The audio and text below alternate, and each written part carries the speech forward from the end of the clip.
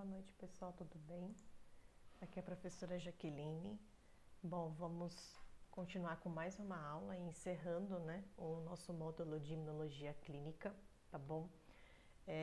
O tema de hoje, então, a gente vai falar sobre as imunodeficiências, mas antes nós vamos fazer a correção da atividade sobre microscopia de fluorescência, que faltou passar isso para vocês, né, na aula passada, e também corrigir a atividade de Western blot, tá bom? Depois vamos falar de imunodeficiências primárias, secundárias, sistema imune versus câncer, tá? Mais conceitos atuais e também conceitos básicos, tá? E tecnologias e também terapias envolvidas no sistema imune e câncer, tá bom? Bom, com relação à atividade, eu passei para vocês, deixa eu abrir aqui, isso, atividade de imunofluorescência.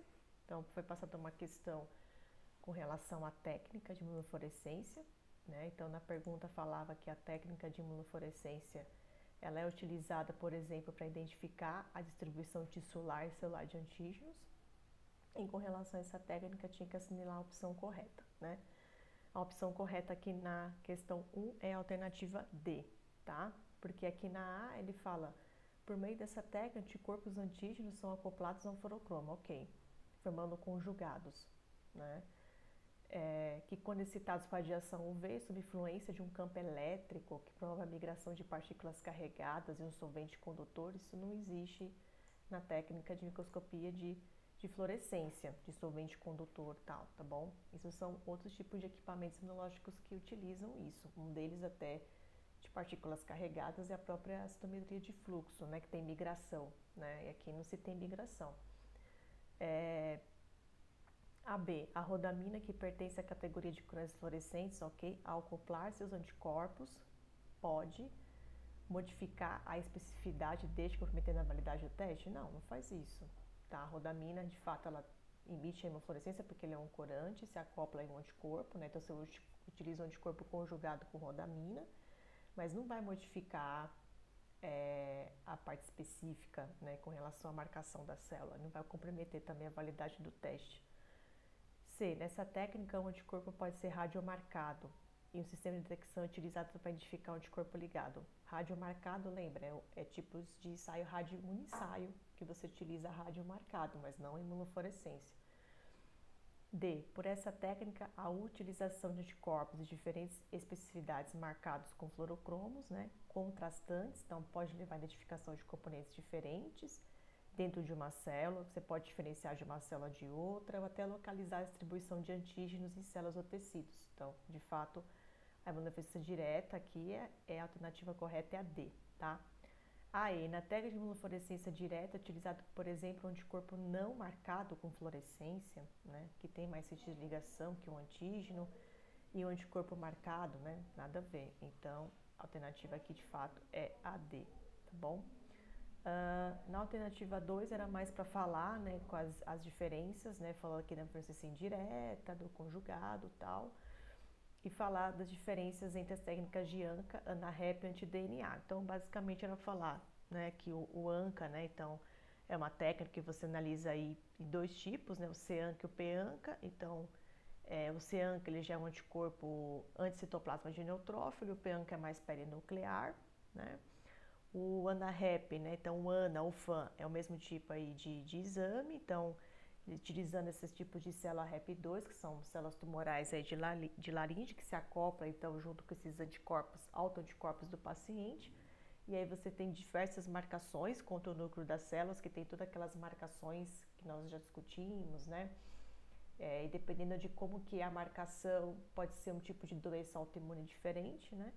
E o anti-DNA, que já pelo nome contra o DNA, né, que é um exame praticamente confirmatório de LES, né, e que se utiliza aí a luz ciliar, né, esse hemoflagelado, então quando se liga, né, ao cinetoplasto, se marcar, se mostra a fluorescência do cinetoplasto, diz que é positivo, e quando não marca, é negativo. Então, para quais tipos de diagnóstico é utilizado essas técnicas? Então, de fato, né, que a gente discutiu para as doenças autoimunes, que são muito utilizadas essas técnicas aqui, tá bom?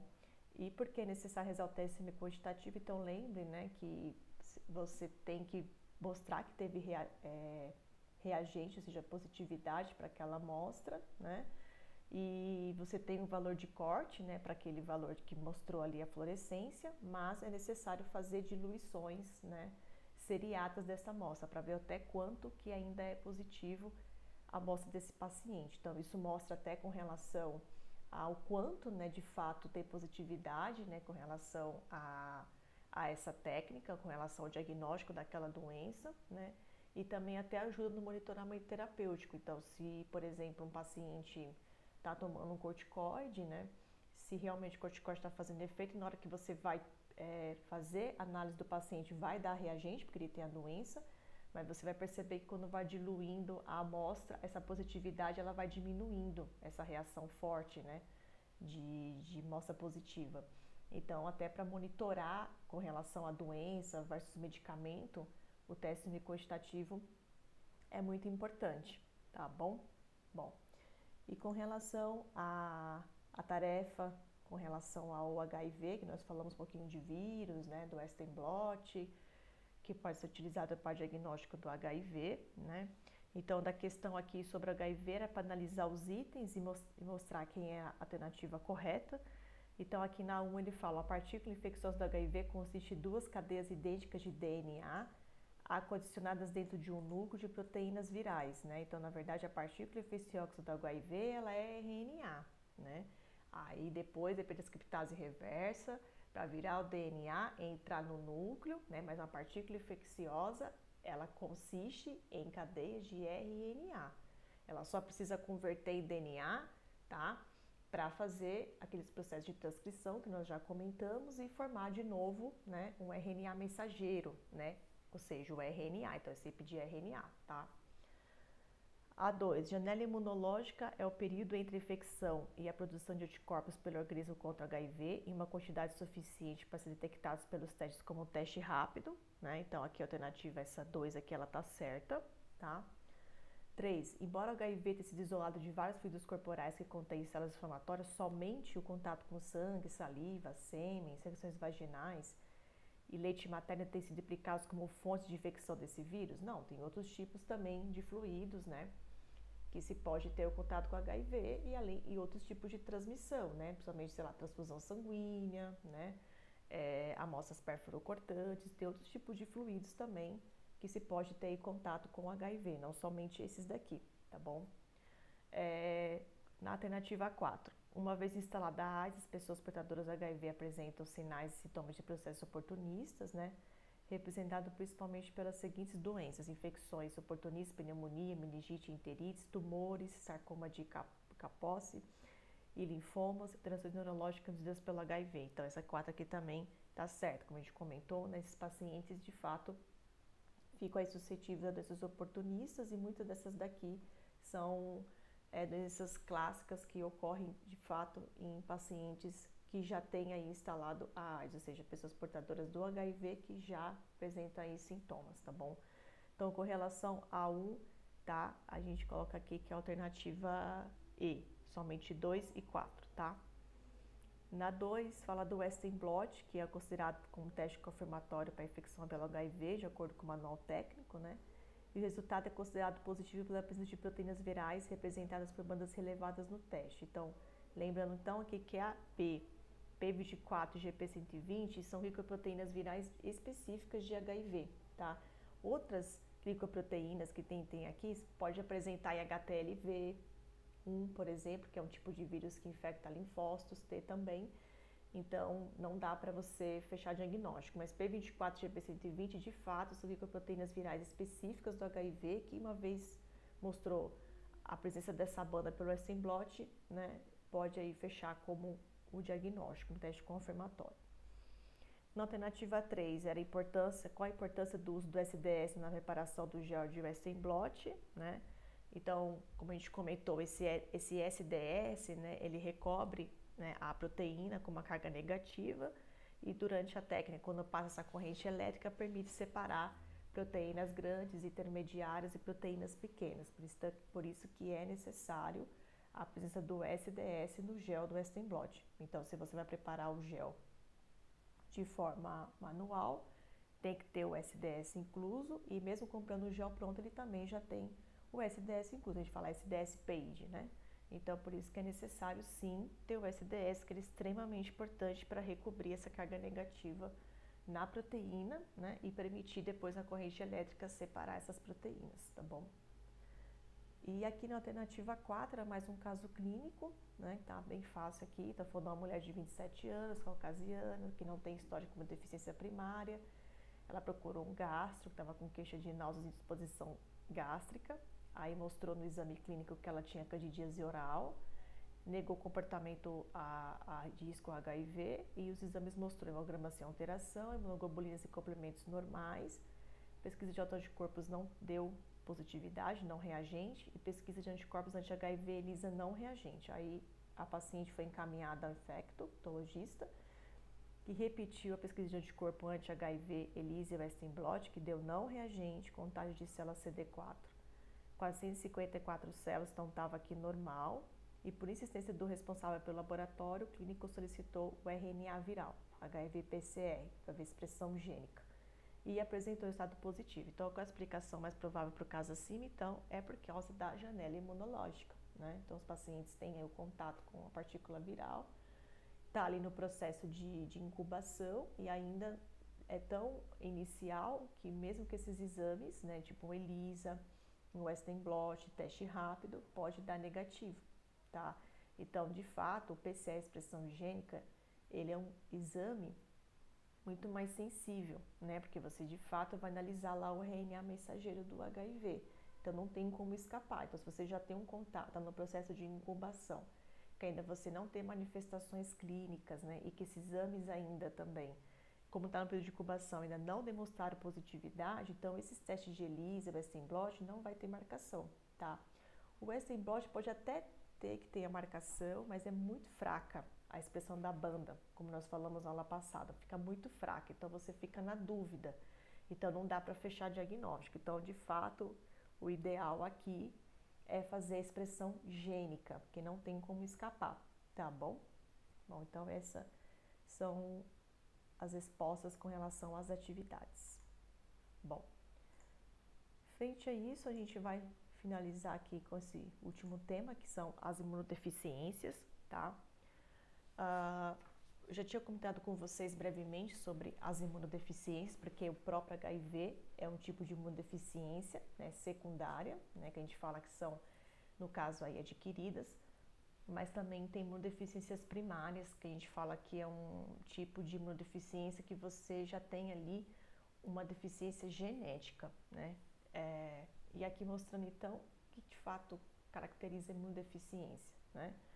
Então, lembrando que o sistema imune, ele é essencial sempre para a defesa, né, contra infecções e para a nossa sobrevivência, mas tem pacientes que são imunodeficientes, que possuem falhas nesse sistema imune e que essas falhas podem ser de fato graves, de caráter grave, e pode ser também até de caráter fatal e levar à morte desse indivíduo, tá? As imunodeficiências, elas podem ser primárias ou congênitas, então quando a gente fala que é primário ou congênito, é porque o paciente desenvolveu um defeito genético, então ele já nasceu com essa doença e que pode já manifestar já quando criança, tá? Ou até demorar um tempo, pode ser que ele já nasça com um alelo ali mutado, né? E depois na adolescência ou até na fase adulta desenvolver de fato aí a doença, tá bom? Normalmente manifesta-se na infância, mas tem outros tipos de doença que pode manifestar um tempo depois, tá bom? Já a secundária adquirida não é defeito herdado, então já pelo nome ele adquire essa imunodeficiência. Então, a desnutrição é um caso de secundário, o uso de alguns tipos de fármacos, porque eles têm caráteres imunossupressores, então pode deixar também o paciente imunodeficiente, tá? Câncer e infecções, tá? O câncer, isso é muito discutido também, porque tem indivíduos que falam, imunologistas, que o câncer pode ser considerado como um primário congênito, né? Porque de fato tem porcentagem de pessoas que têm câncer que tem ali já mutações, né?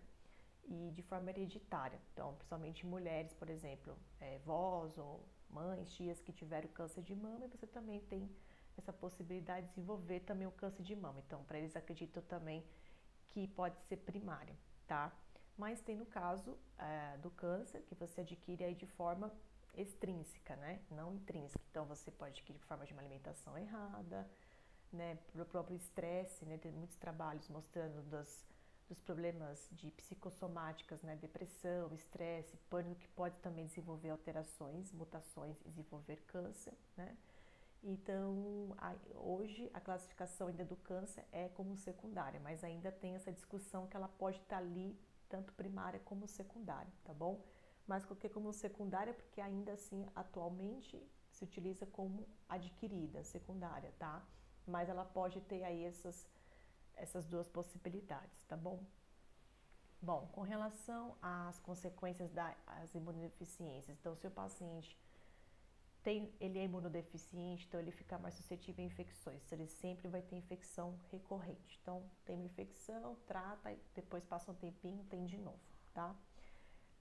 A suscetibilidade de infecções vai depender diretamente do componente defeituoso, então vai depender também qual situação ali, né, que desencadeia essas infecções o tempo inteiro, né, de forma recorrente.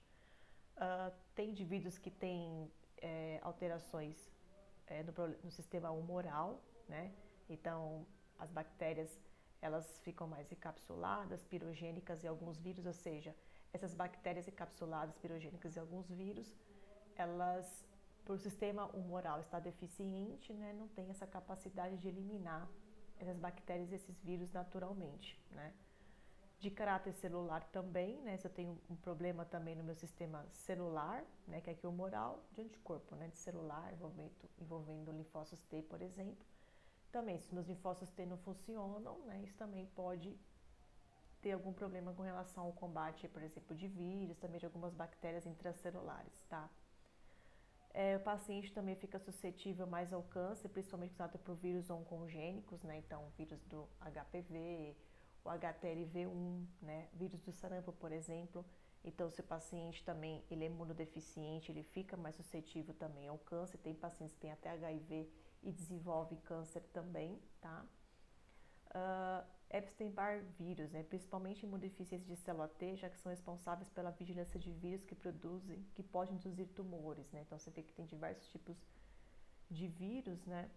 Que são manifestados e ainda com o paciente tem imunodeficiência de célula T, você intensifica ainda mais a produção desses vírus, tá bom? Com relação às imunodeficiências primárias, né? Então pode ser diversos tipos de alterações. Pode ser um indivíduo que já tem uma alteração bem mais profunda, ou seja, o paciente já tem uma alteração já na célula-tronco hematopoética. Ele já pode ter dificuldade de fazer com que essa célula-tronco hematopoética se diferencie em progenitor mielóide, progenitor linfóide, tá? Então, de fato, pode ser uma alteração muito mais primitiva no paciente, tá bom? Então, desde uma célula-tronco até dificuldade de produzir ali, diferenciar em progenitor mielóide e linfóide, pode também ter alterações durante o processo de diferenciação e ter dificuldade de desenvolver células maduras ou até desenvolver células maduras, mas não numa quantidade suficiente, porque falta alguma molécula, falta algum tipo ali de complemento com relação a essa célula e o meio, né? Principalmente em indivíduos que têm, por exemplo, que a gente vai ver aqui na aula, que tem alterações moléculas de adesão, então a célula perde essa molécula de adesão, então ela não consegue se diferenciar, né? Não consegue amadurecer, não consegue fazer o ruling de células, por exemplo. Tem células que até desenvolvem naturalmente, mas não conseguem fazer a função dela, porque algum marcador de superfície não está correto, teve alguma alteração no receptor de célula, e aí o linfócito não consegue reconhecer uma célula PC, pode ser diversos tipos de alterações. Pode ser pacientes também que têm alteração no próprio timo, então lembre que essas células precisam ter um microambiente para se diferenciar e amadurecer, né? Então, se um paciente tem uma medula óssea perfeita, né, com o microambiente ok, a célula está se produzindo, mas lembre que o linfócito T ele migra e amadurece aqui no timo. Se o paciente tem uma alteração no timo, isso também vai influenciar na maturação dos linfócitos T, tá bom? Então, por isso que tem pacientes que podem ter tanta alteração na produção de células, mas também essa produção de células pode ser um interferente, a produção dela, com relação ao microambiente, com relação ao lugar que essa célula está amadurecendo e crescendo, que se for um microambiente que está alterado, isso também vai influenciar na produção, ok? E também pode até ter indivíduos que não expressam, têm dificuldade de expressar as células TH1, TH2, ou pacientes que superexpressam, né, a produção de TH1, TH2, né, são pacientes aí imunodeficientes, tá bom? Então pode ter diversos tipos de alterações, não é só a falta, mas também um excesso, tá? Ou até ter ali a produção, mas a função mesmo que a célula tem que fazer no sistema imune, ela não funciona. Então pode ter diversos tipos de defeito nesse processo de imunodeficiência primária ou congênita, tá? Também tem indivíduos que são imunodeficientes primários, que tem a célula, que faz a produção de célula tudo direitinho, mas não consegue produzir, não consegue diferenciar, porque essa célula não consegue secretar citocinas, né? Então também pode ser um defeito também genético, o paciente não consegue secretar citocinas. Então lembra que para essas células TH1, TH2, né, fazer as funções dela no sistema imune, precisa secretar citocinas. Se elas não secretam, também não vai ter alterações também no sistema imune, com relação à opsonização, como a gente já falou, né, e ativação de outras células do sistema imune também, tá bom? Então pode ser qualquer tipo de alteração, tá? De uma parte muito mais primitiva, tá bom? No processo de diferenciação, de maturação e com relação também até as funções dessas células, tá bom? As imunodeficiências primárias, elas têm vários tipos de doenças. Eu trouxe para vocês aqui as mais clássicas, né? Que tem aí uma porcentagem um pouquinho maior, tá bom? Porque muitas delas também são bem raras, quase não acontece, a porcentagem é muito pequena, né? Mundial. Então eu trouxe para vocês aqui mais separadamente com relação a quais os tipos aí mais clássicos de imunodeficiências primárias que ocorrem em pacientes. Então podemos ter falhas de mecanismos inatos, então por exemplo, a doença granulomatosa crônica, deficiência de adesão leucocitária, doença de Shediac-Higashi. Bom, pessoal, e das imunodeficiências primárias, então, elas podem ocorrer por falha de mecanismos inatos. Então, aqui, por exemplo, a doença granulomatosa crônica, a deficiência de adesão leucocitária e a doença de Shediac-Higashi são tipos de doenças, né, consideradas como imunodeficiências primárias, porque o indivíduo tem falhas de mecanismos, tá? Também tem indivíduos que têm falha no controle, no caso aqui envolvendo o sistema complemento. Então tem indivíduos que nascem também com alteração genética no sistema complemento, onde ele pode ter falha no controle, então desenvolver o HPN, tá? Ou o angiodema hereditário. E também falhas nas vias de ativação, que aqui no caso entra até a LES, né? Então tem doenças autoimunes, por exemplo, uma delas é o lúpus, né? Tem artrite reumatoide também, que o paciente também tem alteração no sistema complemento, né? Então uma alteração aí genética. Então algumas delas são consideradas, além como doença autoimune, também uma imunodeficiência primária, tá? Também tem as células B, então indivíduos que têm alteração nos linfócitos B, doença de Bruton, deficiência de imunoglobulina A, indivíduos que têm alterações nas células T, então síndrome de George ou ataxia, tá? Que são também doenças que o indivíduo tem alteração na célula T, e o CID, que é o combinado, que o paciente tem baixos níveis de anticorpos e células T, tá bom? Bom, com relação a deficiências dos mecanismos inatos, vamos falar então sobre essas três doenças aqui, tá bom? A doença granulomatosa crônica é um paciente, então, deficiência primária, né? Ele tem incapacidade de produzir intermediários reativos do oxigênio, ou seja, ele tem uma mutação no gene FOXC91, tá? E por ter nascido com essa mutação no gene FOXC91, o paciente desenvolve alterações, tá, em células do sistema imune. Uma delas é os monócitos, os macrófagos e algumas células também polimorfonucleares, tá? Se uma vez que afeta monócito, macrófago e também polimorfonucleares, o paciente tem aí infecções bacterianas e fúngicas intracelulares recorrentes. Então, ele trata e volta de novo, trata e volta de novo, trata e volta de novo, até que o médico imunologista, né, por exemplo, desconfia, né, conforme a parte clínica do paciente, que ele tem infecções bacterianas e fúngicas e recorrentes, né, e pede exames específicos e verificam aí que ele tem alterações em monócito, macrófago, polimorfonucleares, e quando se faz também um cariótipo, análise de cariótipo ou até mesmo expressão gênica por PCR, você consegue analisar que tem uma alteração aí no FOXP91, né? E aí começa a aprofundar um pouco mais e percebe que o paciente tem uma doença granulomatosa crônica. E além disso também tem um outro tipo de fato clássico que ocorre aqui nessa doença, que o paciente tem formação de granulomas compostos de macrófagos ativados. Então o que acontece aqui? Mostrando uma simulação de um neutrófilo, né? Então o função do neutrófilo está vindo aqui, ele é uma célula fagocítica e fagocita aqui a bactéria. Quando ele faz a fagocitose, então lembra que esses neutrófilos têm granulações primárias, secundárias, né, que permitem ali eliminar, né, fazer a lise dessa bactéria e removê-la, né? Então, num processo normal, ela fagocita e elimina lá o micro-organismo, essa bactéria.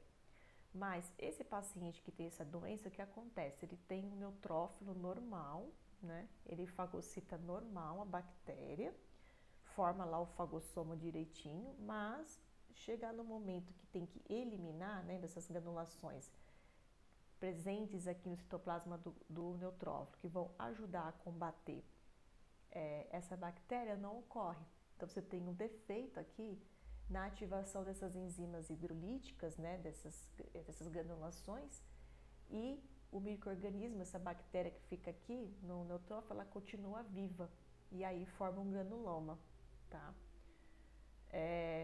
E quais tipos de recorrentes bactérias que podem ocorrer? Então, o Staphylococcus aureus, principalmente por infecção Staphylococcus aureus, ou de fungo Aspergillus fumigatus, ou até a Candida albicans, né? E nesse caso aqui, o paciente tem que fazer um tratamento, né, recorrente de antibióticos antifúngicos, então ele trata e volta de novo, toma o medicamento de novo. E um tratamento alternativo que se pode fazer fazer aqui a indução, né, a administração, no caso, de interferon, né? Interferon gama, como eu falei para vocês nas outras aulas, o interferon tem essa função de neutralizar, né, principalmente células infectadas, né, provavelmente por vírus, mas no caso aqui, ele também contribui para que esse neutrófilo consiga fagocitar essa bactéria, e aí reduz 70% das infecções, tá bom? Deixa eu ver se mostra aqui, mostrando um desenho, deixa eu ver se consigo mostrar aqui para vocês aqui. Mostrando então esses testes, né, que foram feitos por esse paciente, né? Então eles fazem análise de bactérias em tempo e vê que essas bactérias, elas vivem por muito tempo, né? Ficam vivas dentro das células, então você pode fazer um teste aqui funcional para ver contagem de bactérias. E você vê que numa amostra controle, o normal seria que esses neutrófilos aqui eliminassem, mas o que acontece com um paciente que tem essa doença é que as bactérias continuam vivas, porque elas ficam dentro dos neutrófilos, que a gente está mostrando aqui, tá vendo? Ó? Todos esses neutrófilos aqui são neutrófilos ativados que fagocitaram a bactéria e ela não foi eliminada. E continua aqui dentro da célula, por isso que forma esses granulomas, tá vendo? Fica uma cor mais densa aqui dentro, mais escurinha. Então você consegue analisar isso até pela própria análise morfológica, né? De extensão sanguínea, né? Da hematologia. Então você consegue identificar isso, né? Pode fazer essas provas também de bactéria contra o neutrófilo, então fazer uma análise in vitro dessas células, né? E também analisar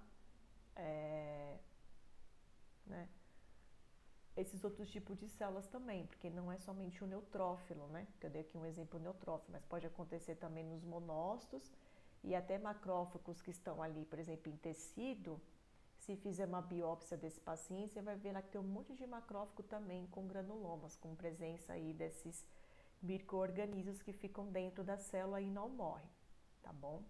Então, de fato, tem um caráter, aqui mostrando uma foto maior, né? Esses granulomas dão um caráter grave, né? Porque ele fica, de fato, aí com infecções recorrentes. E para uma criança, por exemplo, né, pode ser até fatal. Por isso que tem que fazer um diagnóstico correto quanto antes descobrir que tem a doença e tratar, tá bom? Bom, outra doença também, ela é um pouco mais rara, mas também presente na imunodeficiência primária, que é a LAD, que é a deficiência de adesão leucocitária. Então, esse paciente ele tem defeito nas integrinas beta-2, ou carboidrato, que a gente fala CLU leves, né, X, que se liga-se às lectinas. E então, aqui o paciente ele tem um defeito na integrina, ou nesse carboidrato, e quando ele tem defeito na integrina ou carboidrato, o que vai acontecer? O paciente tem baixa quimiotaxia de neutrófilo, tem baixa adesão endotélio vascular e, portanto, o paciente pode ter infecção bacteriana e fúngica recorrente. Agora, a migração de monócitos, linfócitos e eosinófilos, ela não é afetada, porque eles utilizam outros tipos aqui de integrinas, né, e selectinas, que é a beta-1, VK1 e VLA4, né? Então, essas células aqui são normais nesse paciente. O problema aqui realmente é o neutrófilo, né? Então, aqui mostrando esse paciente que tem deficiência de adesão leucocitária, que é a LAD, né? Eu já tinha falado isso para vocês já em algumas aulas, então é necessário que essas células tenham adesão ao tecido, né? Para que elas consigam se diferenciar e amadurecer e também fazer o ruling, né? Então, lembra que para os neutrófilos conseguir sair do tecido, por exemplo, para o vaso, do vaso para o tecido, ela faz diapedese, né? Mas para ela poder fazer diapedese, ela tem que fazer o ruling, ela tem que se aderir essas integrinas, essas moléculas de adesão, senão ela não consegue andar, né? Não consegue fazer essa migração. Mas se o paciente tem defeito nessas integrinas, o que acontece? O neutrófilo não consegue se aderir, então ele não tem um caminho, ele fica ali presente no microambiente, mas fica parado ali e não consegue fazer a ação dele, né? Então ele tem defeito nesse ruling, né? Tem defeito na adesão e isso vai alterar na diapedese, ele não vai conseguir migrar do vaso para o tecido ou vice-versa, tá bom? Então por isso que o paciente tem aí infecções bacterianas recorrentes, que lembra que o neutrófilo, né, é uma célula soldado, é a primeira célula ali no combate contra esse micro-organismo e principalmente tem muita afinidade com bactéria, né? E aí de fato, por essas células terem esse problema, então tá vendo, a formação da célula é normal, tudo bonitinho, ela tem a função dela fagocítica normal, mas não consegue fazer adesão, então isso vai alterar também no recrutamento de neutrófilo. Então vamos supor que se tiver uma infecção bacteriana, até alguns vão conseguir, mas vamos supor que se vai 10, um vai conseguir migrar, os 9 vão ficar, né? Então isso também é um caráter grave, tá? Então aqui mostrando que tem defeito, né, da unidade beta, CD18 das integrinas beta-2, e também tem pacientes que podem também ter alteração LAD2, que é o defeito da CLU de Lewis, que se liga à selectina. Então, tem paciente que tem defeito na integrina e na selectina, nessa doença, e também pode ter até os dois ao mesmo tempo, tá bom? E aqui mostrando, né, então o paciente sempre tem faringoamidalites recorrentes, tá? Ele também tem um caráter sintomatológico, desenvolve periodontites, né, direta periodontites, vive com a parte bucal inflamada, infeccionada o tempo inteiro, chega até a perder os dentes, tá bom? Porque imagina uma cárie, né, para um paciente desse que perde adesão, né? Isso também pode influenciar na parte dentária também, tá bom? E o tratamento é antibiótico, não tem o que fazer. Toma antibiótico, né? Não tem nada que possa utilizar no caso toma interferon, né, melhora um pouco o paciente, aqui no caso é antibiótico, não tem nenhum tipo de tratamento ainda, né, específico para que consiga melhorar a adesão dessas células, tá bom? Outro tipo de doença é a síndrome de Shediac-Higashi, tá? Então é um indivíduo que tem um distúrbio autossômico recessivo, ou seja, ele tem que via alteração, né, o Rzinho, lembra da árvore de genética, né? Se tem que vir o Rzinho da mãe e o Rzinho do pai. Então, tanto o pai quanto a mãe tem que ter a mutação, né? E ambos têm que passar para o filho, tá bom? Não adianta só vir do pai ter Shediac-Higashi ou da mãe que a criança não vai desenvolver. Tem que ser os dois para ter a síndrome, tá bom? Por isso que fala que distúrbio autossômico recessivo. Esse paciente tem um defeito na LYST, que é a proteína reguladora do tráfico de lisossomo, né? E o lisossomo é uma organela extremamente importante, né? Porque ele está envolvido na via do autofagossomo, que é da autofagia, né? E o lisossomo é necessário se fundir com o fagossomo para que eu consiga ter a lise desse micro-organismo, né? Então, por exemplo, tem macrófagos e neutrófilos, tá vendo? Eles não conseguem ali ter fusão com o lisossomo, se tiver indução de via autofágica nesse caso, tá bom? E aí, no caso, como esse lisossomo não consegue se ligar com o autofagossomo, né? Esse micro-organismo também vai ter dificuldade ali de ser eliminado, porque o lisossomo ele tem ali um pH ácido, né? Porque ele tem presença de enzimas hidrolíticas, e o autofagossomo, por exemplo, o pH dele é neutro, então por isso que tem que ter a fusão com o lisossomo, para que o pH do autofagossomo, que agora vai ser o autofagolisossomo, mude o pH que estava neutro para um pH mais ácido e conseguir eliminar essas bactérias, tá bom? Então aqui no caso é mais o lisossomo, tá bom?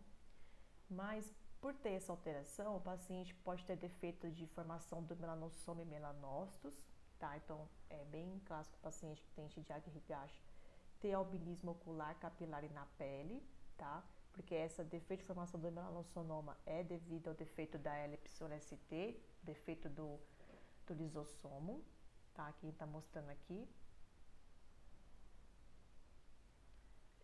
Pode ter alterações na formação dos grânulos e células NK, então as células natural killer elas têm grânulos, então pode também ter alteração na formação desses grânulos, tá?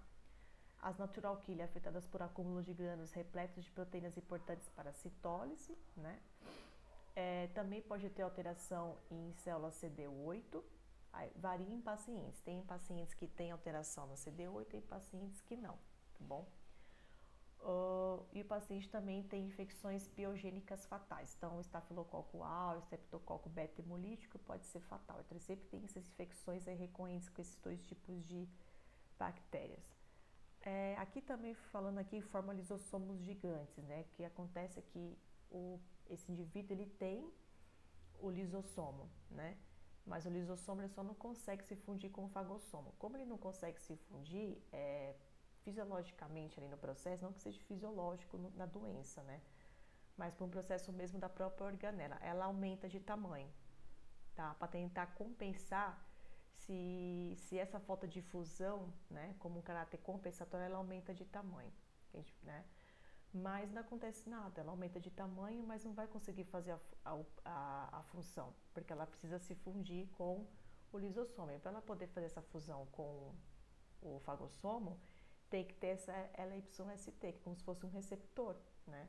Então, se não tem receptor, o lisossomo não consegue se conectar com o fagossomo, então ele fica ali perdido. E aí, como fisiológico ali no processo da organela, ela aumenta um pouco de tamanho, então é comum você encontrar numa lâmina, numa biópsia, lisossomos gigantes, ele aumenta de tamanho, tá bom? Esses pacientes também podem desenvolver desordens neurológicas, tá? Devido a essas alterações, pode encontrar também inclusões citoplasmáticas e lâminas hematológicas, também você pode encontrar. O tratamento antibióticos, tá bom? No caso para essas infecções recorrentes, mas o ideal é fazer transplante de medula, tá? Sem transplante, né? Então a criança já nasce com essa alteração, né? Sem transplante vive em torno de 10 anos, é o máximo que ela vive. Depois ela entra em morte, acaba morrendo, infelizmente, tá? Então, no caso, quando a criança já nasce, já vê essas alterações, já se faz diversos tipos de exames, né, para diagnosticar, ver que realmente o paciente tem o Shigyaki Higashi e ele já entra para a fila de transplante, tá bom? E tem que fazer o transplante de medula. Porque aí, fazendo o transplante de medula, né, você consegue restaurar, ou seja, você consegue ter agora a produção da LYST e fazer com que tenha todas essas alterações aqui sejam revertidas, tá bom? Bom, outro tipo de doenças também ainda, no caráter de primário, são deficiências do sistema complemento, tá? Um tipo de doença que pode ocorrer no sistema complemento, alteração do sistema complemento, é o HPN, que é a hemoglobinúria policistística noturna, tá bom? De fato, é um paciente que tem aí deficiência de proteínas de controle, tá? O HPN, então, ele é um distúrbio clonal aí de células troncos hematopoéticas, e no qual essa atividade do sistema complemento leva a complicações sistêmicas como trombose e hemólise intravascular, né?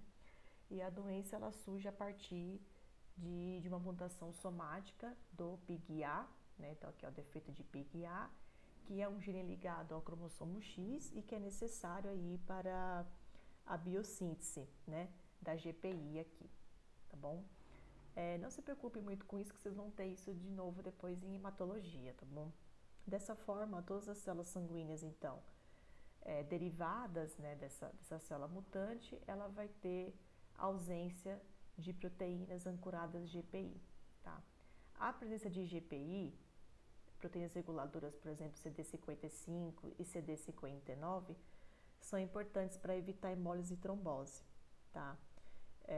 E as manifestações clínicas apresentadas nesses pacientes pode ocorrer, por exemplo, dispneia, fadiga, tem dor abdominal, a hemoglobinúria e trombose, né? Sendo, então, a principal causa de morte na HPN, no caso aqui a trombose. E aí, no caso, como tem defeito da PIGA, que é ancora a GPI, pode ocorrer 15 proteínas alteradas, né? E aí, no caso aqui, o paciente tem defeito também da CD59 frente a essas alterações. Então, a ausência de CD59, o que acontece? CD59 é uma proteína reguladora do complemento. E é a principal responsável pelas manifestações clínicas. Então, se tem um defeito aqui, o paciente vai desenvolver alterações clínicas. A hemólise da HPN ela é crônica, né, por causa da ativação contínua da via alternativa do complemento, né? E o mecanismo de hemólise intravascular, ele começa com a atividade da C3 convertase na superfície do eritrócito, né? E por consequência da falta de CD55, leva à ativação do C3-C5 e a via terminal do complemento, formando o MAC, né? Que é a lísido patógeno, que eu já vou lembrar um pouquinho para vocês mais lá para frente. E quando em condições normais, então, essa formação do MAC, ela é regulada pela CD59. Então, dessa forma, o que vai acontecer? A ausência dessa proteína aqui, nos eritrócitos da HPN, vai levar à formação descontrolada do MAC. E aí, por isso que o paciente tem hemólise, tá bom? E aqui, no caso, o diagnóstico tem que ser feito por qual? Citometria de fluxo sanguíneo, por exemplo, para detectar tanto ausência ou deficiência grave do GPI, tá bom? E aqui, mostrando só com relação às alterações da hemólise, tá? Deixa eu colocar aqui um desenho. Então, você altera, né, todas essas proteínas presentes no eritrócito, né? E aí, o paciente sempre tem hemólise, tá? E aí, tem dispneia, pode também ter alteração renal, desenvolve trombose, pode ter distonia muscular, tá? E ainda é um paciente que tem anemia crônica, porque esses eritrócitos, eles lisam, né? Então, eles até conseguem se formar, mas o tempo de vida dele não chega nem a 100 dias, então morre rápido, né? E aí o paciente vive com esses eritrócitos rompidos, né? Então, ele tem então, no caso aqui, é uma anemia hemolítica, né? Fica com uma hemólise, tá bom? E aqui, mais com relação ao tratamento, o paciente tem que consistir na reposição de ferro e ácido fólico, né? De hemoderivados, anticoagulantes e também, se for o caso, o transplante de medula óssea seria o ideal para esse paciente, tá bom? Aqui mostrando, tá vendo, diversas eficiências do complemento em doença. Então, tem indivíduos que têm alterações do sistema complemento na via clássica, na via lectina e também na via alternativa. Qualquer alteração dessas proteínas aqui presentes no sistema complemento leva a desenvolver diversos tipos de doenças aqui, imunodeficientes, tá? Levando, né, a alterações aqui permanentes, né, nesse paciente. Aqui mostrei para vocês um outro tipo de doença, que é o angiodema hereditário, e o paciente tem alteração aqui na via clássica, então o complemento C1, né? E o mecanismo tem superprodução de C2b, que é a procimina. E por isso que o paciente fica nessa situação aqui. Então fica com a boca bem inchada, a parte dos olhos também, o rosto inchado, tá bom?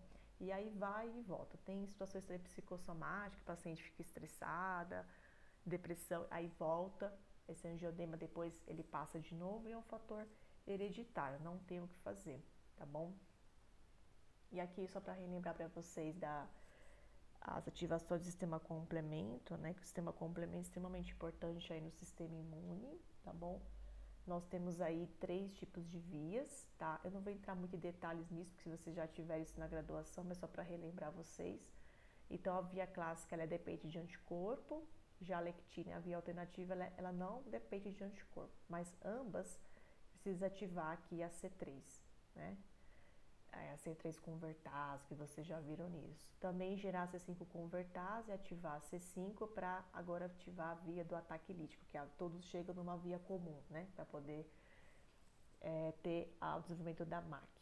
Então, aqui mostrando diversos tipos de componentes. Então, na via clássica, a gente tem os complexos imúnes, o C1Q, o C1R, o C1S, o C4 e o C2, que depois disso você tem aí o desenvolvimento da via comum ou via lítica, tá? A alternativa, ela acontece na superfície de patógenos, então você tem desenvolvimento da C3b, que ativa o fator B, que ativa o fator D e a properdina, depois leva a via comum também. A via lectina, né, que é já na via de carboidratos, que ativa a QMBL, que é a proteína ligadora de manose, que ativa a MASP1, MASP2, que são ceínas proteasas associadas a MBL, que ativa C4, que ativa C2, que também leva a via comum, via lítica, né?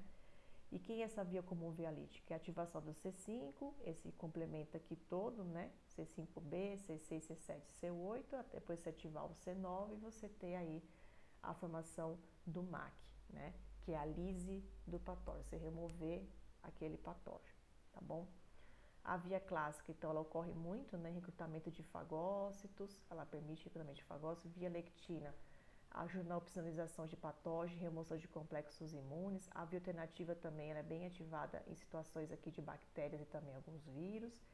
E a via lítico comum, então, é necessária aqui a formação do MAC, né?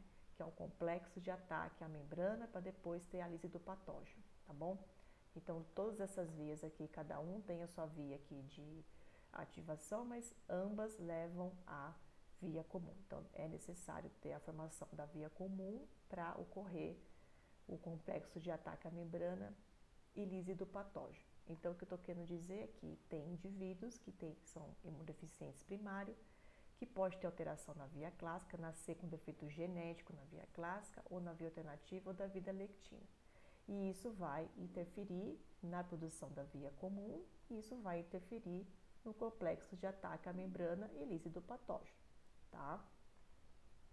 Bom, então uma delas é um angiodema, como eu falei para vocês, o HPN, né? Também um tipo de problema do sistema complemento, e o lúpus também, tá? Por isso que eu falei para vocês, o lúpus aí ele tem uma doença autoimune que também pode ser classificada como deficiente primária, tá? Porque ela tem alterações aqui na via do complemento. Então, um paciente que tem alteração na via do complemento, na formação do C1, do C2 e do C4, né? Então, de caráter genético, tem predisposição ao sistema complemento, tá bom? E aí, como a gente já falou nas outras aulas, né, que do lúpus, o paciente tem, a gente fala que é sistêmico, né, começa a ter esses eritemas, eritematoso sistêmico, começa a ter esse eritema cutâneo, parece umas manchas na pele. A paciente pode desenvolver também as glomerulonefrites, isso pode ter problema no coração, pode causar problema no pulmão, edema pleural, pode desenvolver também artrite reumatoide, tá bom? E, de fato, aqui o lúpus, ele é considerado aí também como imunodeficiência primária, porque ele tem deficiência também no sistema complemento, tá bom? Aqui mostrando outros tipos também, então tem indivíduos que têm alteração na MBL, na beta-lectina, o paciente fica mais suscetível a infecções bacterianas, tá? Tem pacientes que têm alterações do fator B e D na via alternativa, também fica suscetível a mais infecções bacterianas biogênicas, formadoras de pus, e aí vai ter insuficiência de opsonização da bactéria. Na C3 também, suscetível a infecções bacterianas, ausência de opsonização, inabilidade de utilizar a via do ataque à membrana. Pode também ter alteração na C5, C6, C7, C8, C9, né, o complemento inteiro aqui tudo. Também fica suscetível a infecções bacterianas, principalmente bactérias gram-negativas.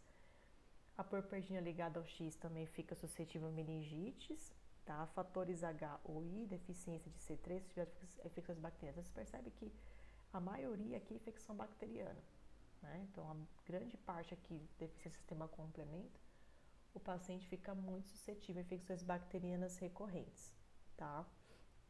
E aí, de fato, acaba diagnosticando, né? Você faz aqui a análise desses complementos aqui via alternativa, via lectina ou via clássica, junto com a clínica do paciente, você consegue aí chegar no diagnóstico de que o paciente pode ter, de fato, ter uma deficiência do sistema complemento, tá bom? Bom, continuando na primária ainda, temos deficiência primária de células B, então os linfócitos B, que é a doença de Bruton ou hemoglobina A. Esses indivíduos que têm essa doença de Bruton, né, ela foi a primeira imunodeficiência hereditária a ser descrita em 1952 e o paciente tem mutações no gene da tirosina quinase de Bruton, que é a BTK, que ocorre em homens, tá bom?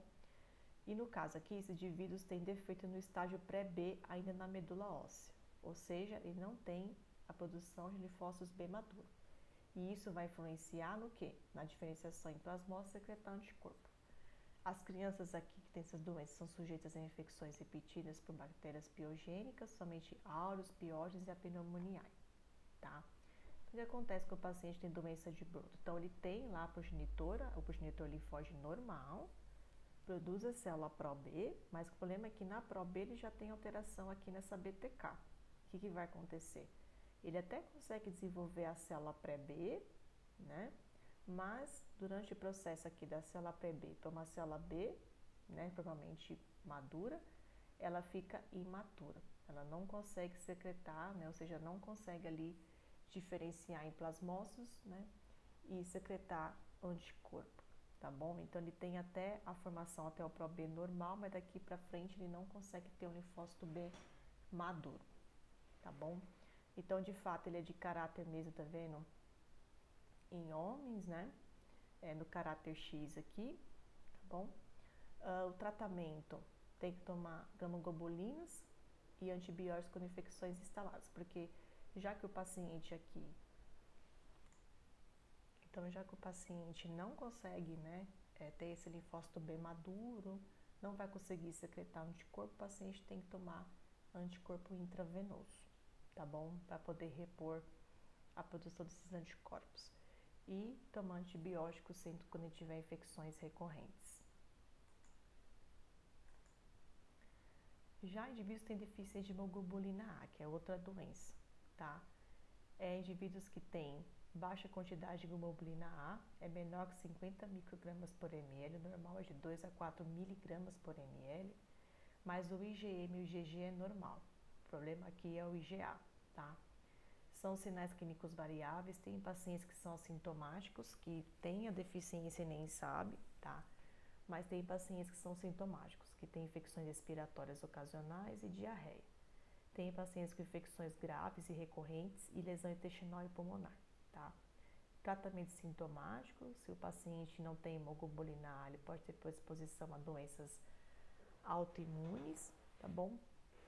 E aí, no caso, a alteração dele aqui é a parte estrutural da hemoglobina A, né? Então, ele até consegue formar, mas essa parte aqui da formação dos epítopos, né, com relação à estrutura da hemoglobina A, ela é deficiente, tá? Então, aí, de fato, por ser deficiente, ela não consegue ter a ação dela e a produção acaba sendo muito baixa devido a essa deficiência pontual, tá bom? E por isso que fica em torno aqui de 50 microgramas, mas o IgM e o IgG é normal. Então lembra que a hemoglobina A, a quantidade dela é muito pequena, mas ela é muito encontrada nas secreções, né? Pode encontrar na saliva, pode encontrar na secreção ocular, né? E aí de fato pode ser um agravante. E aqui em relação às doenças autoimunes, é que tem pacientes que têm doença autoimune porque não produzem hemoglobina A, né? E aí fica com a parte da parte ocular ressecada, a boca seca, o tempo inteiro seca. Acho que eu até comentei isso na outra aula para vocês, porque tem essa deficiência de hemoglobina A, tá bom? Então, se ele tem essa deficiência aqui, ele pode ser imunodeficiente primário e ainda desenvolver essa doença autoimune, porque tem essa queda de produção, tá bom? Deficiência primária de célula T, então a gente tem aí a doença síndrome de George, tá? O paciente tem uma deleção no cromossomo lá 2, né, no braço 11.2, E esse paciente aqui desenvolve defeito na terceira e da quarta bolsas faríngeas, que dão origem ao timo e às glândulas paratireoides entre 6 e 8 semanas de gestação e no arco aórtico e porções dos lábios com 12 semanas.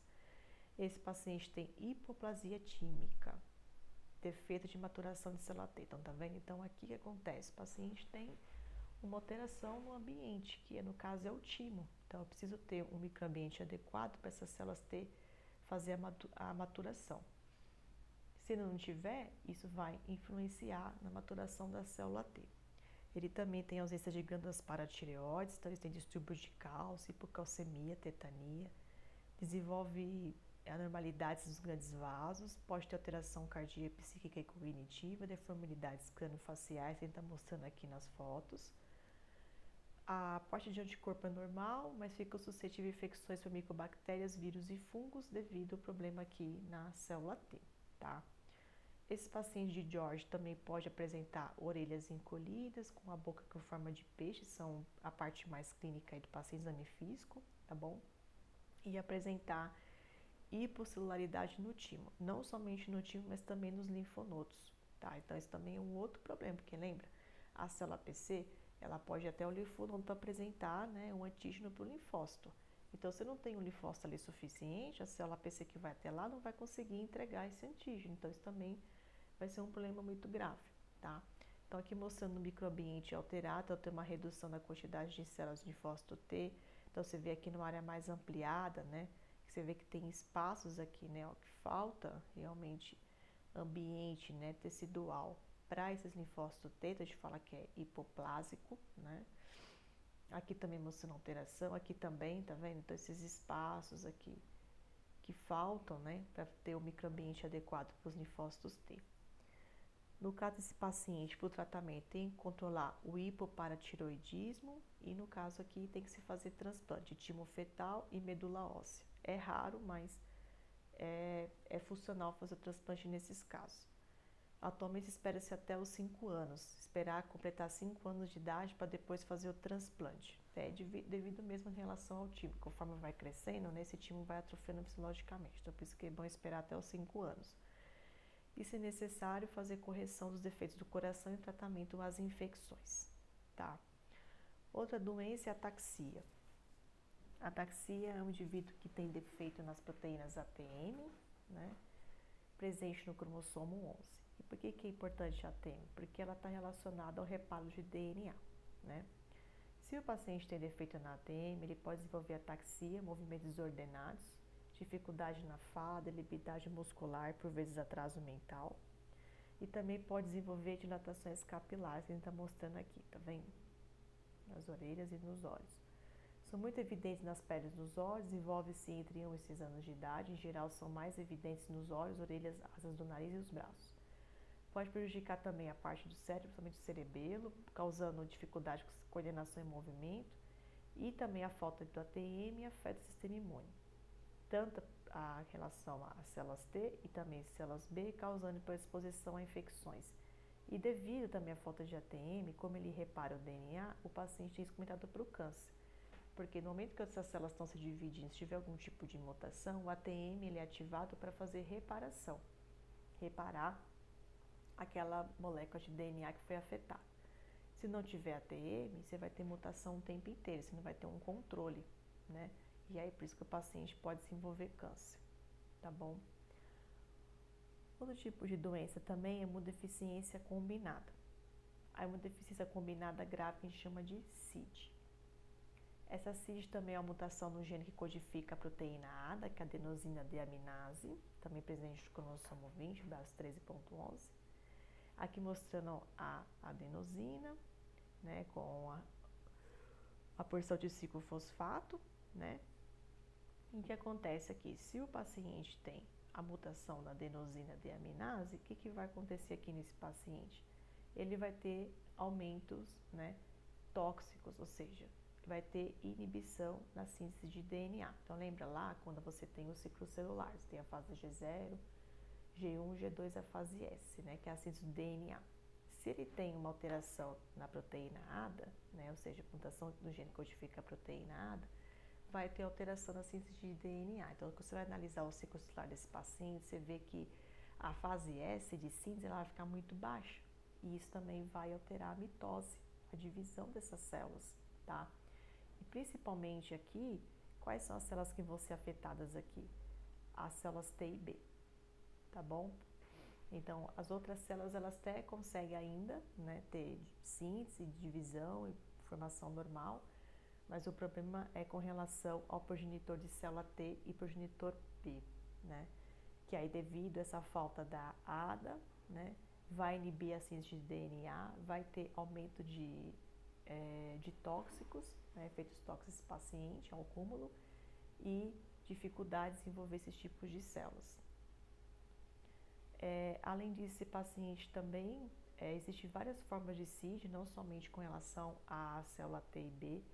Também tem pacientes que têm defeito no gene da interleucina 2, então o linfócito T não consegue, né? Ele precisa para ele poder ativar outra célula, precisa ter interleucina 2, então também pode ter essa alteração, tá? E também pode ter até alteração não somente na 2, mas na interleucina 4, 7, 9, 15 e a 21. E isso vai influenciar na cascata de sinalização, porque lembra que essa célula precisa secretar citocinas para ativar outras células do sistema imune. Então, se ela não tem ativação disso daqui, secreção dessas citocinas, não consegue ativar as outras células, tá? Mas, em geral, os maiores defeitos aqui são nas células T e B e também até em células natural killer, tá? Aqui mostrando que os pacientes também têm hipocelularidade também na CID, nos órgãos linfóides, tá bom? Então, você também vê que em órgãos linfóides, praticamente todos ali. Então, o timo, o baço, tá? Linfonodos, todos esses órgãos linfóides também têm hipocelularidade devido à falta dessa proteína ADA, porque lembra, como ela está participando da síntese, vai influenciar também na mitose, na produção dessas células. Então, você vê que tem hipocelularidade aqui nos tecidos, tá vendo aqui falta de células, aqui também, aqui também, aqui também, aqui mostrando também a alteração aqui no microambiente, tá vendo? Estamos mostrando hipocelularidade. A CID, então, ela envolve células B e T. A forma mais grave de uma deficiência primária é a CID, tá? Porque o paciente até chega a nascer, mas tem morte ainda no primeiro ano de vida. E infecções oportunistas graves e recorrentes o tempo inteiro. Então, é muito difícil essa criança passar de um ano de vida, né? Porque se eu tenho problema na proteína A e afeta a célula B e T, o que acontece? A criança não consegue nem produzir anticorpo. E se fosse só sistema humoral, que você só faz ali tratamento intravenoso com anticorpo, ainda vai. Mas também tem a célula T, que é o sistema imunicelular, então tanto humoral celular afetado, né? E com hipocelularidade todos os órgãos linfóides. Então, de fato, é muito grave esse paciente, tá? Então, ele tem muita infecção e morre por infecção, tá? Aqui mostrando alguns tipos de infecções mais recorrentes que ocorrem nessas crianças. Vacinas com organismos atenuados levam à morte por infecção progressiva. Então, tá vendo? Até vacina com organismo atenuado pode ser fatal para essa criança. E o ideal aqui seria transplante de medula, tá? Ou um ADA exógeno, você tomar adenosina intravenoso, mas mesmo assim é bem complicado o tratamento. Tem pacientes que conseguem, outros não, tá bom? O ideal mesmo é o transplante de medula, tá? E aqui mostrando um caso, só teve um caso de um paciente, que foi o David Vetter, que é o menino bolha, que eu até sugiro para vocês depois analisarem isso pelo YouTube, tem uma história contando. Então, o pai dele era um engenheiro, a criança foi diagnosticada com CID, e aí ele fez um protótipo para o filho dele, né? Como se fosse um protótipo de astronauta, para que a criança conseguisse ir na rua, conseguisse ir na escola, conseguisse ter interação com as pessoas, né? Porque ele ficava dentro mesmo de uma bolha em casa, tá vendo? E justamente porque é uma criança que vivia com infecção, porque tinha o CID, né?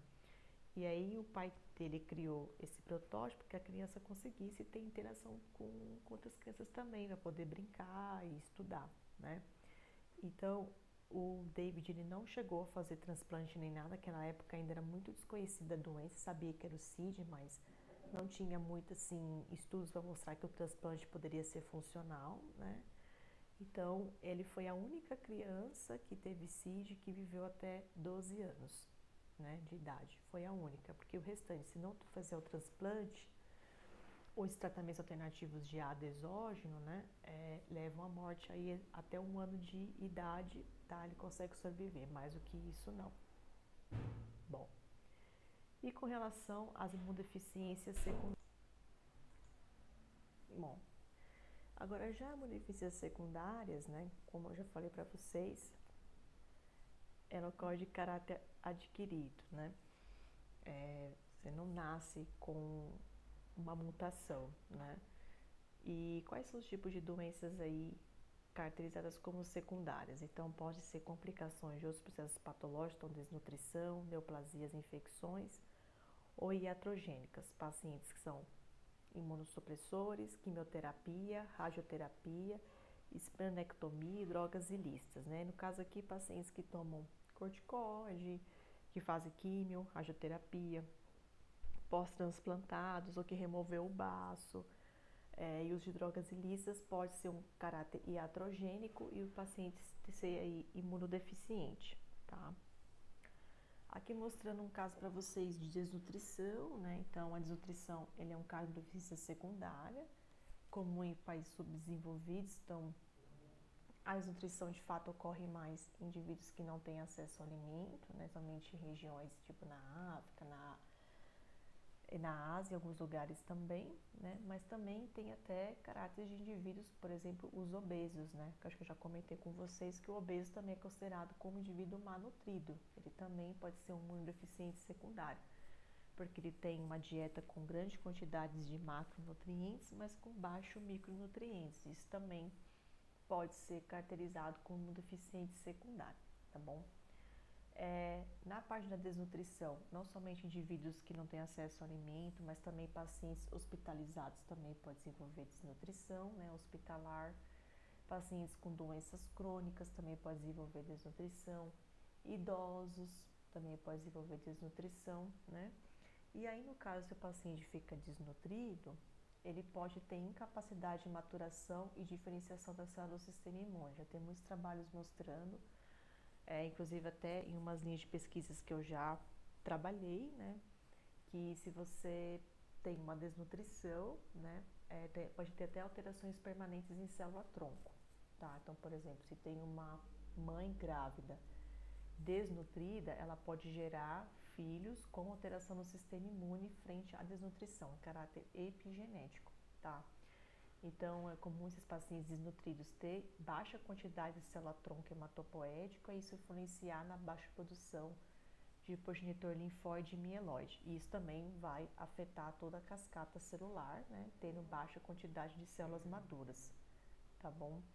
E devido à baixa quantidade dessas células maduras, né, neutrófilo, linfócito, monócito, o paciente também tem infecções repetidas, tem infecções recorrentes, tá? Podendo levar à morte, principalmente em crianças menores de 5 anos de idade.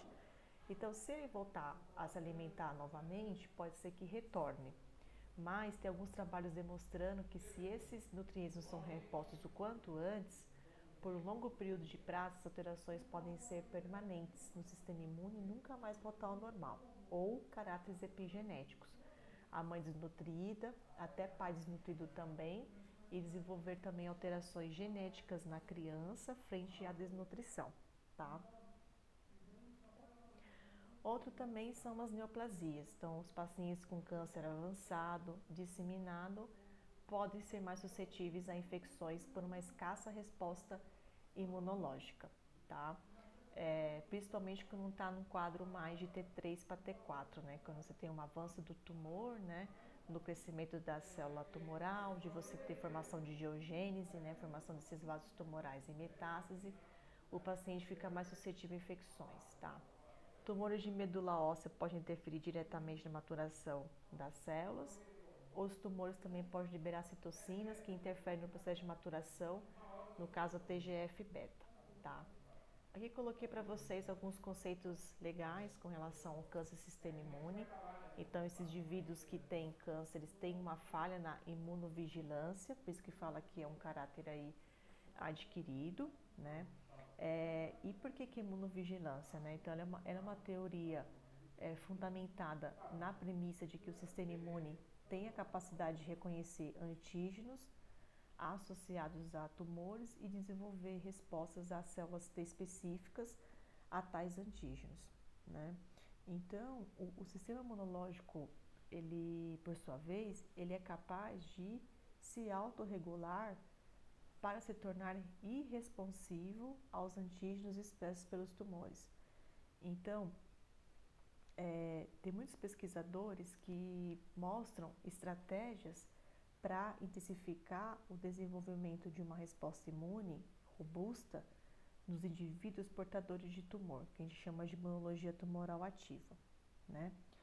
Ou como alternativa para promover a imunidade, tá? Por meio de transferência de células efetoras ativadas, ou de anticorpos tumor específicos ao hospedeiro portador de tumor, que a gente chama de imunidade tumoral passiva. Ou seja, são estratégias que representam uma promessa de uma substância benéfica com caráter terapêutico, né? Porque anticorpos reconhecem antígenos associados a tumores, podem aí auxiliar no diagnóstico patológico do câncer e também facilitar o estadiamento do câncer em vivo e a detecção de um câncer recorrente, tá? E como que funciona com relação à resposta imune, né, do indivíduo? Aqui simulando aqui, no caso, um camundongo, onde foi infundido ali um tumor, tá bom? Então, essa existência aí de uma resposta imune do hospedeiro ao câncer, ela é sustentada por vários critérios, né? Então, é necessário, primeiro, fazer uma análise histológica de tumores extraídos, tanto de humanos ou de camundongos, se você quer estudar isso em pesquisa clínica, né? E quando você faz essa análise histológica de tumor, tá? Que foi identificado que tem infiltração celular imune. Você tem uma grande quantidade de linfócitos e células APC, tá? Então, isso sugere que o recrutamento dessas células ela é em resposta à proliferação neoplásica. Então, muitas vezes é possível constatar que a atividade desses linfócitos tumores infiltrantes é específica para o tumor autólogo, havendo pouca ou nenhuma atividade contra alvos de tumores não relacionados. Então, dá para você analisar, por exemplo, essa infiltração mononuclear de tumores associando as citocinas que levam à resposta imune durante esse processo de sinalização. E, além disso, também, esses pacientes, ou no caso esses camundongos, se faz isso em pesquisa clínica, ele tem remissões a longo prazo, né? E aí, por isso que, no caso, como tem remissão, é importante que tenha alguma outra forma de imunoterapia para esses tumores avançados que têm grandes chances de ter disseminação, né? Ou de metástase. E por isso, de fato, fazem aí diversos tipos de análises para conseguir entender como que a resposta imune reage frente a essa célula tumoral, tá? Bom, então, pessoal, essa possível existência de mecanismos de imunovigilância que previne o desenvolvimento de câncer, ela é sustentada pelo achado de que indivíduos imunodeficientes e pacientes submetidos ao tratamento prolongado com fármacos imunossupressores apresentam um risco aumentado de desenvolver câncer em comparação à população em geral, tá? Então, tem muitas evidências experimentais que associam diretamente os mecanismos imunológicos à defesa contra o câncer, tá? Por experimentos clássicos, que ainda mostrando aqui camundongos, tá? Que foram imunizados, que rejeitaram tumores singênicos quimicamente induzidos. Então, você tem aí camundongos naive, ou seja, camundongos que não foram previamente expostos ao tumor, tá? Ainda mostrando aqui, ó, a naive. Esses camundongos naive, então, eles não foram expostos ao tumor e foram protegidos aí contra o crescimento tumoral por imunização, como células tumorais mortas, administradas antes do desafio com células tumorais viáveis. Então, essa especificidade dessa resposta imune, ela foi demonstrada aí pela ausência de um efeito protetor de imunização prévia com células mortas de um tumor não relacionado. Então, o principal papel aí das células linfóide nessa resposta imune foi demonstrado, então, pelo efeito protetor da administração de células esplênicas obtidas aí de um camundongo portador de tumor em um hospedeiro naive, ou seja, fez uma transferência adotiva de células imunes. Então, nesse experimento que aconteceu aqui foi que a população de células T citotóxicas, né, que são as células CD8, junto aos baços de camundongos portadores de tumor, apresentaram uma atividade protetora única mediante a transferência. Então, essa transferência de células T auxiliares, que são as células TCD4, células B, anticorpos derivados do soro, não confere proteção aqui nesse modelo experimental, tá? Os resultados desse experimento clássico em tumores cisgênicos, eles podem aí ser rejeitados em hospedeiros naive, tanto submetido à imunização prévia ou até mediante transferência adotiva de células imunes. E então, portanto, sustenta aí a existência de antígenos tumorais associados em modelos, então aqui no caso animais, né, que pode no caso ser replicado em humanos também, e constitui aí a grande base de um trabalho experimental sobre imunologia de tumores humanos. Então tem muitas pessoas que trabalham com a imunologia humana, também já imunovigilância, para saber o que de fato acontece com o sistema imune quando a pessoa tem célula tumoral, né? E o que essa célula tumoral também faz com o sistema imune, né? Será que ela desregula? Será que ela bloqueia? O que será que ela faz com que a célula do sistema imune não consegue combater essas células tumorais, tá? Então aqui nessa figurinha ele mostra mais uma rejeição, né, imunodiada de tumores transplantados, enquanto o hospedeiro original e os camundongos cisgênicos naive imunizados com células mortas de tumor original não apresentam crescimento tumoral após o transplante de células tumorais. Então, esses camundongos cisgênicos naive não imunizados e os camundongos imunizados com células mortas de um tumor não relacionado apresentam aí crescimento tumoral. Então, por isso que é necessário você fazer esses testes, tá bom?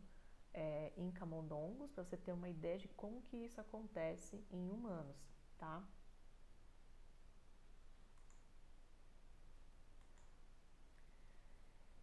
E com relação à resposta imune contra o câncer, né? Então, se tem essa capacidade, então, de imunizar, né, animais naivos, então, por que a gente não pode também imunizar indivíduos, né, contra o câncer? Então, por isso que levou aí o conceito de antígenos tumor específico ou tumor associado.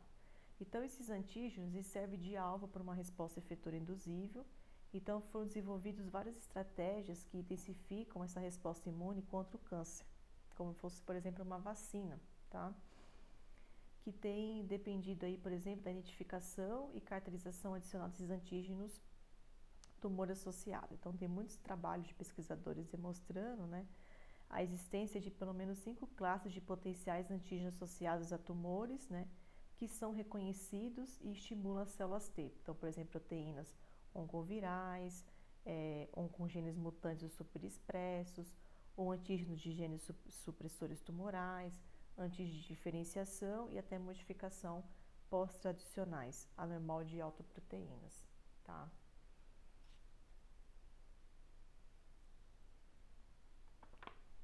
Aqui mostrando mais com relação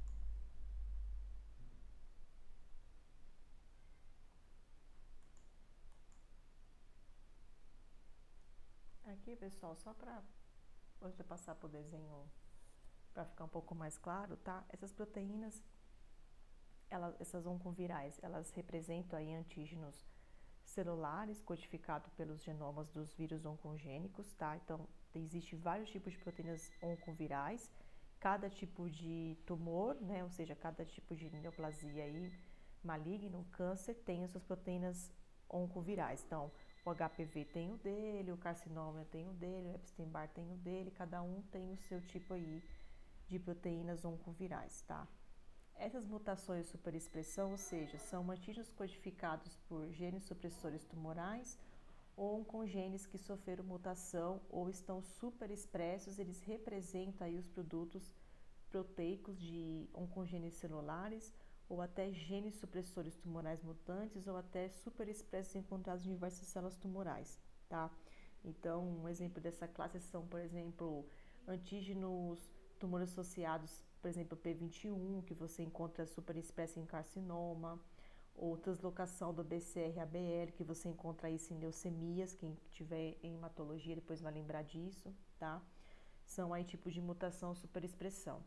Tem também antígenos de diferenciação, então, de linhagem específica, que são proteínas normalmente expressas em relação ao tecido específico em células normais, mas que são coexpressos por células tumorais derivadas de tecidos normais do hospedeiro. Então, tem vários tipos de antígenos de diferenciação, no caso aí, tirosinase, tem GP100, MART1, que são coexpressos, por exemplo, por melanócitos, células de melanoma, imunoglobulina de membrana celular, por exemplo.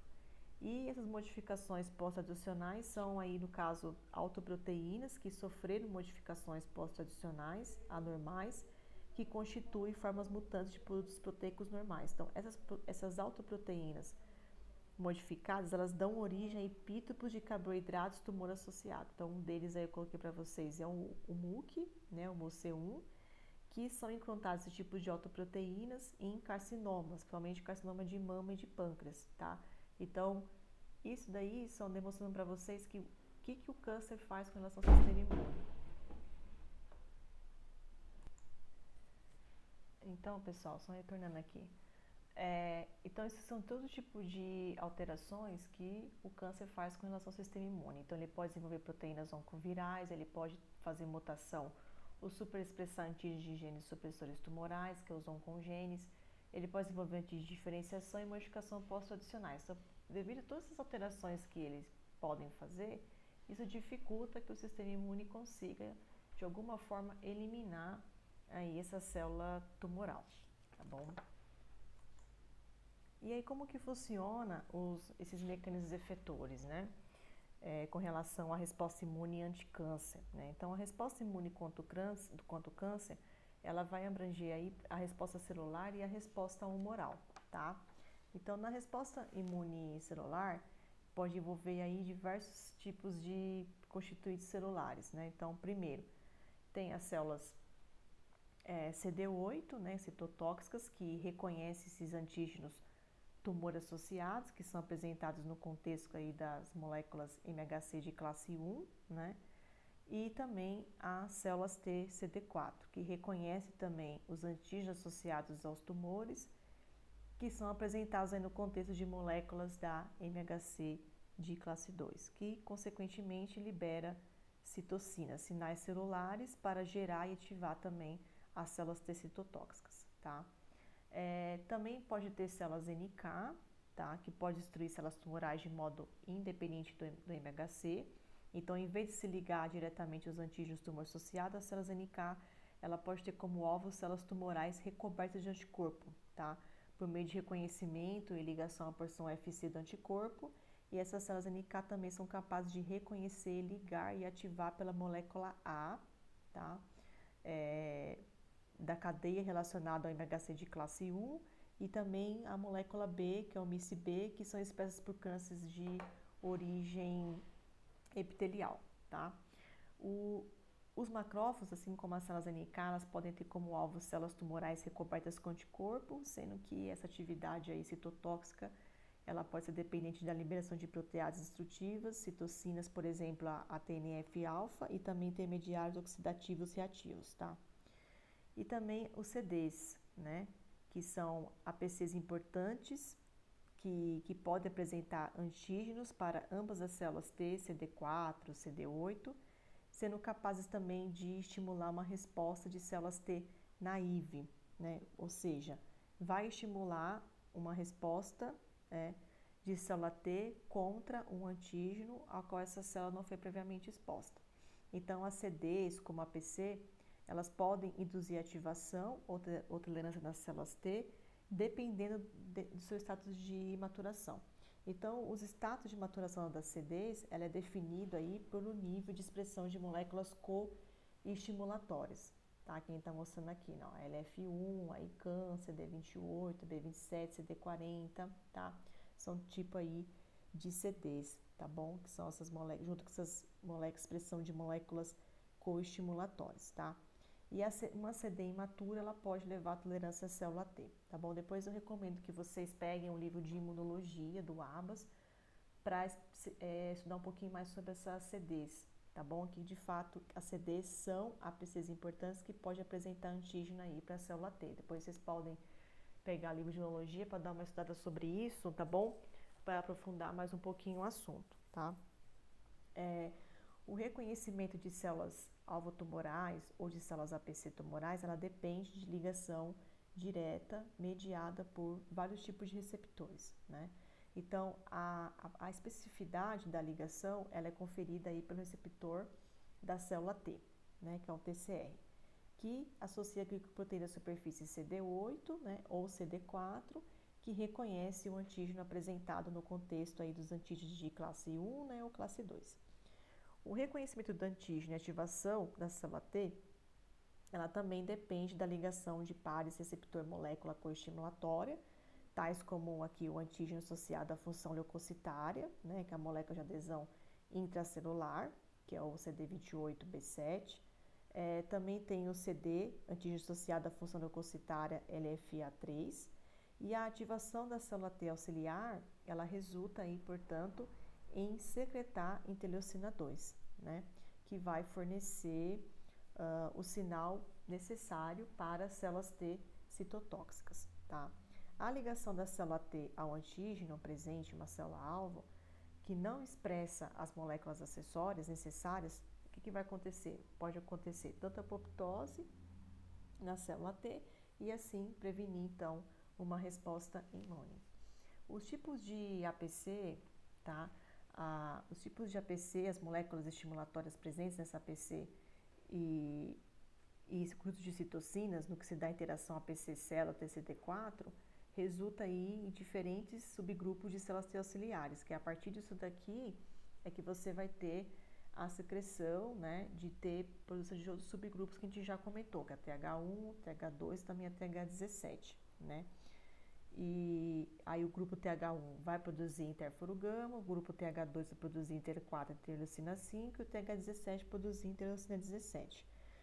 Aí depois da indução, da ativação pela ligação efetiva entre as células T citotóxica e as células tumorais alvo, ao nível da membrana, vai ocorrer a citólise celular tumoral por meio de um desses dois mecanismos possíveis. Então você vai ter um mecanismo dependente de perforina, no qual as enzimas da célula killer são liberadas pelas células T citotóxicas e aí vai atingir a célula-alvo por via poro, criada pela perforina, por exemplo, endocitose, ou captação de granzima mediada por receptor.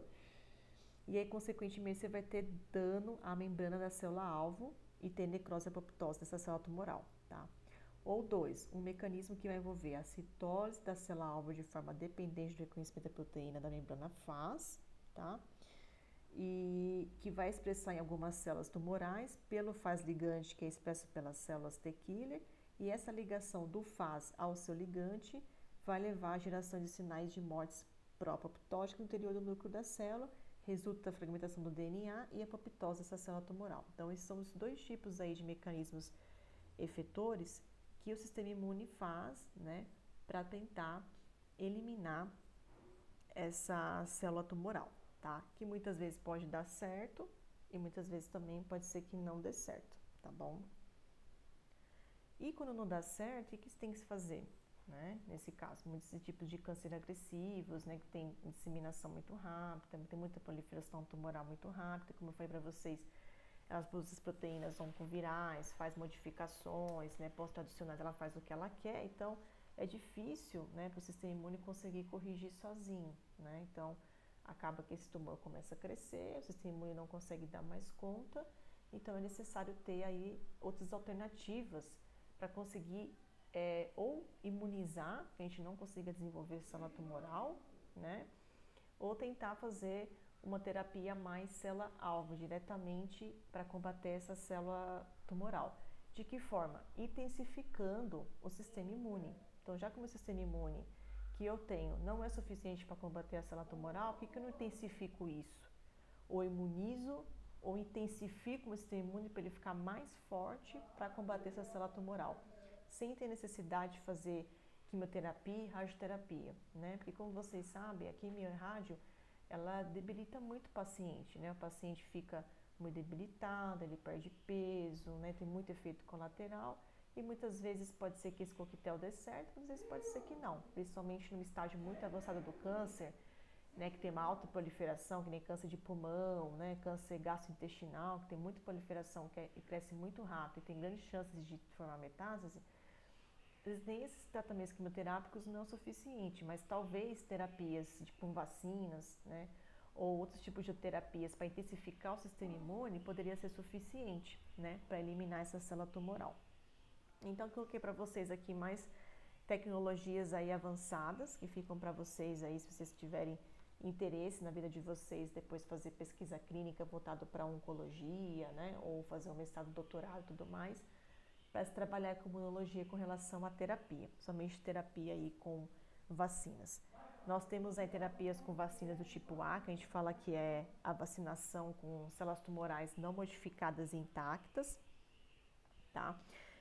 No caso, esses tipos de vacinação, você utiliza compostos adjuvantes, né? Então, são vacinação com células tumorais não modificadas e intactas. Geralmente, ela é ineficaz para desencadear uma resposta imune clinicamente relevante, tá? Mas são células tumorais que escapam do reconhecimento imune in situ, então é possível que a imunização com células oriundas de tumor apresente as mesmas limitações. Então, isso aqui ainda falta estudar um pouco mais. Você tem também a vacinação com células tumorais geneticamente modificadas. Então, nessa estratégia, utiliza células tumorais derivadas do indivíduo. Elas são transfectadas com genes codificadores de MHC halogênico, com moléculas coestimulatórias, por exemplo, o B7, ou citocinas imunomoduladoras. Aí essas células tumorais geneticamente modificadas, portadoras de MHC ou de moléculas coestimulatórias, compensam a ausência dessas moléculas em vivo. Daí se faz a transfecção de células tumorais com genes codificadores de citocinas imunomoduladoras para ter uma liberação desses fatores solúveis. Por exemplo, o fator estimulador de granulócitos macrófagos, que é o GM-CSF, que eu já falei para vocês, interleucina 4 também, interleucina 2. E aí recrutam percussores de CD ou células T auxiliares para o interior dos sítios de vacinação, com o intuito, por exemplo, de facilitar até o reconhecimento imune do antígeno tumoral e também gerar uma resposta efetor de linfócitos T citotóxicos, ou seja, você ter mais ainda estímulo de produção de células T e ainda mais de células T citotóxicas para poder eliminar a célula tumoral. Também tem-se vacinação com células tumorais, no caso a gente fala aqui com peptídeos ou antígenos tumorais. No caso aqui são estratégias que usam uso simultâneo de múltiplos peptídeos. Então se faz estudo, por exemplo, uma mistura de 4 peptídeos que são conhecidos, tá? Agora eu não vou me lembrar porque cada um tem um número, tá bom? Que é uma terapia adjuvante de GM-CSF. Então, você utiliza isso em ocorrência de respostas imunológicas. Você tem efeitos antitumorais clínicos em pacientes com melanoma até avançado, você utilizando antígenos tumorais com peptídeos, tá? Que são pequenos fragmentos, tá bom? E, então, esses conceitos de que as vacinas, elas, no caso aqui, elas podem conter peptídeos utilizados no tratamento do câncer, que vão ser combinados a terapias adjuvantes e intensifica ainda mais a resposta imunológica e clínica desse paciente, tá? Tem o naked DNA, que a gente fala que é a vacinação de DNA descoberto, que é esse daqui, no D, que é uma outra estratégia que envolve a vacinação com o conhecido DNA descoberto, que eles falam que é naked, que codifica um antígeno tumor associado. Então, essas vacinas contêm ácido nucleico, pode ser menos potente do que as que contêm vírus ou bactéria recombinante, por exemplo, e não contam com mecanismos de amplificação hospedeiro individual, tá? Então, ela é menos potente. Tem as vacinas de CD, então o uso de CD como principal constituinte de uma vacina antitumoral. Ela ajuda a garantir a não apresentação de antígenos efetivos para as células TCD4 e CD8, tá? Então, eles já desenvolveram diversos tipos de CD com antígenos tumorais associados, como incubação ex vivo de CD autólogo com antígeno tumoral, ou lisado de células tumorais antes da vacinação, ou fazer fusão de CD com células tumorais autólogas integrais, ou tradução de ex vivo utilizando RNA ou vetores virais recombinantes com defeito de replicação, tá?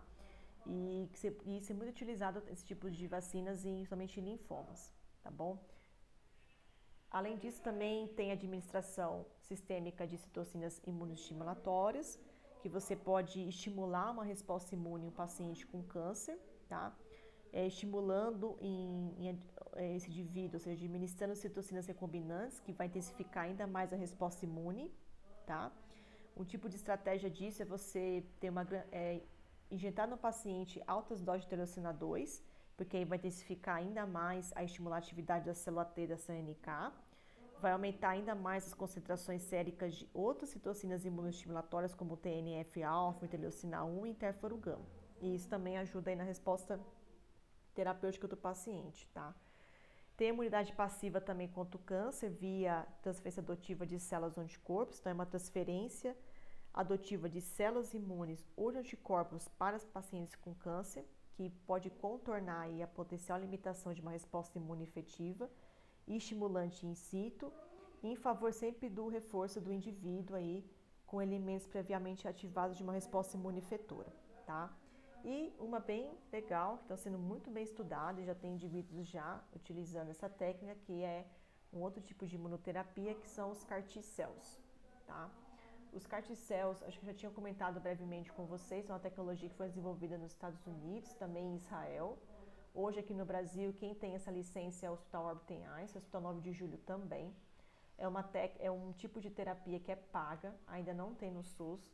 Quem sabe daqui muitos anos pode ser que isso aconteça, mas vai demorar, porque também envolve questões econômicas, né? Envolve dinheiro aqui, então infelizmente tem muita indústria farmacêutica que ajuda, mas também quer ganhar dinheiro em cima, né? Esse tipo de terapia também tem brasileiro envolvido, né? E, inclusive teve no hospital em Ribeirão Preto, pela USP, que fizeram até uma terapia num paciente que não tinha mais o que fazer, já estava em metástase, né? E fez a técnica de terapia CAR T-cells e que foi aí. E aí, pessoal, esse paciente recebeu esse tratamento, foi funcional, né? Ele teve aí retorno, teve uma boa terapêutica. Infelizmente ele faleceu, mas não devido à técnica. Ele sofreu um acidente doméstico, que eu me lembre, e faleceu, né? Infelizmente, mas foi um paciente que teve sucesso. Então, de fato, ele foi bem funcional essa técnica do CAR-T, até para pacientes com metástase, né? Então, você vê que paciente com metástase é muito difícil você tratar, né?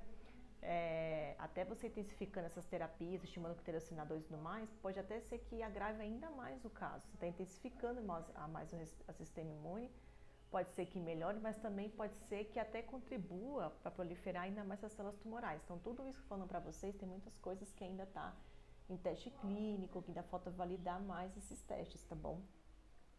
Mas o CAR-T, ele foi bem funcional, ele passou pelos testes clínicos e tudo mais, né? E como que funciona essa técnica do CAR-T? Então, o que eles fazem? Então, o paciente detectou que tem um câncer. Então, quais tipos de câncer muito utilizado aqui?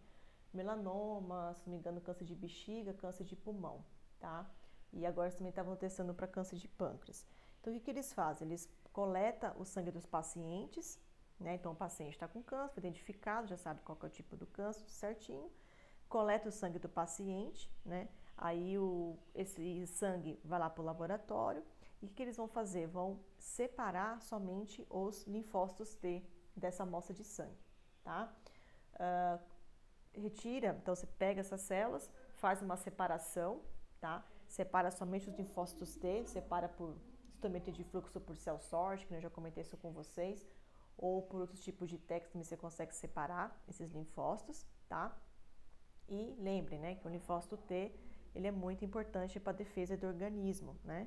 Ele tem capacidade de reconhecer antígeno na superfície celular de agentes infecciosos e também de tumor e desencadear aí a produção de anticorpo, né? Mas o que acontece é que o câncer às vezes inibe o sistema de detecção de doenças, né? Então o que acontece? Depois que você pegou a amostra de sangue, separou os linfócitos T, você vai utilizar um auxílio de um vetor viral. Ou seja, você vai utilizar um vírus cujo material genético é alterado em laboratório. E qual o nome desse vírus aí, que é o CAR, tá vendo? Insere gene for CAR. Então você vai transformar esse linfócito T, então ele vai ser um linfócito T transfectado, um linfócito T transformado, tá? E aí o que acontece? Depois que ele foi transformado, ele passa a apresentar na sua superfície um receptor, uma proteína capaz aí de reconhecer o antígeno específico do câncer assim combinado, tá? Quem está mostrando aqui, ó, insere o gene for CAR, aí as células vão ser inseridas no DNA do linfócito T, aí esses linfócitos T vai ter todo um processo aí de para você induzir proliferação, aí você vai induzir um monte de linfócitos T que já foram transformados, então ele primeiro é transformado, depois você expande esses linfócitos T, você tem vários linfócitos T transformados, e agora você já tem, a partir da inserção do gene CAR, agora você tem um receptor de CAR, tá vendo? Então esse receptor de CAR aqui, ele vai ter reconhecimento. Então esse receptor aqui, CAR, ele vai conseguir reconhecer o receptor da célula tumoral, e aí vai ter um reconhecimento antigênico, tá? Então, por isso que é necessário primeiro você estudar o tumor, né? Sequenciar geneticamente todo esse tumor, saber todas as proteínas oncovirais que ele expressa, pensando que nem o HIV, que nem tem glicoproteínas virais, então, o câncer também tem essas proteínas oncovirais. Então, eu tenho que estudar tudo isso, saber em que lado que ela tá, como que ela funciona, para eu conseguir desenvolver um CAR que reconheça aquela proteína oncoviral, tá? Aí depois que eu consegui inserir e vi que deu certo, né, que esse gene foi inserido, que essas células foram transformadas, tive expansão dessas células aqui, o que você vai fazer agora? Você vai pegar esses linfócitos T e vai infundir, você vai fazer uma infusão desses linfócitos T transformados nesse paciente, tá? E aí, quando esses linfócitos T entrar na corrente sanguínea do paciente, eles vão ser direcionados e vão reconhecer e atacar aquelas células tumorais, tá? E aí, cerca mais ou menos de 24 horas após a infusão das células CAR-T, né? Ela tem início aí uma reação inflamatória, que é um sinal aí de que os linfócitos modificados estão aí se reproduzindo dentro do organismo e induzindo aí a liberação de substâncias pró-inflamatórias para eliminar o tumor. Então, além de febre, pode haver também queda acentuada de pressão arterial, é necessário às vezes internar também na UTI, tá bom? O médico que vai fazer essa infusão tem que ter experiência na técnica, tem que monitorar o paciente, tem que relatar as reações adversas, tá? E que está sendo aí muito funcional. Então, aí de fato, como ele reconhece, ele vai diretamente na célula alvo, ou seja, nessa célula tumoral, e elimina. Ou seja, é como se fosse um linfócito T CD8, vamos imaginar aqui, super robusto, muito com mais potencial de tanto eliminar a célula tumoral e de reconhecer ela. Porque muitas vezes, como ela produz essas proteínas oncovirais, ela pode ser despercebido e o sistema imune pode ser que ou nem tenha a capacidade de eliminar, né, devido à complexidade, ou até passar despercebido na corrente sanguínea essa célula tumoral, principalmente quando começa a formar vasos, o geogênio começa a disseminar, como se fosse uma célula normal, entendeu? Então, com essas células CAR-T, elas são bem específicas mesmo para a célula tumoral, além de ser específica, ela ainda combate essa célula, e que foi funcional aí em diversos tipos aí de tumores, né?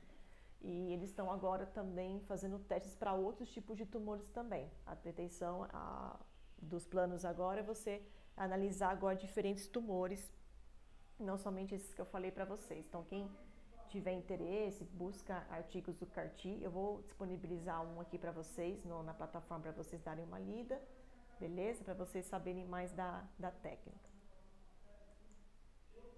Bom, e aqui continuando ainda secundário, então, o vírus do sarampo, o HTLV1, que é o vírus linfotrópico de célula T humana, tá?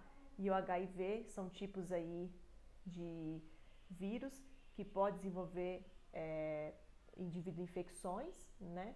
Então, aqui no caso, imunodeficiência secundária, a gente já falou do HIV. O HTLV1 é um vírus também que infecta somente célula T, tá?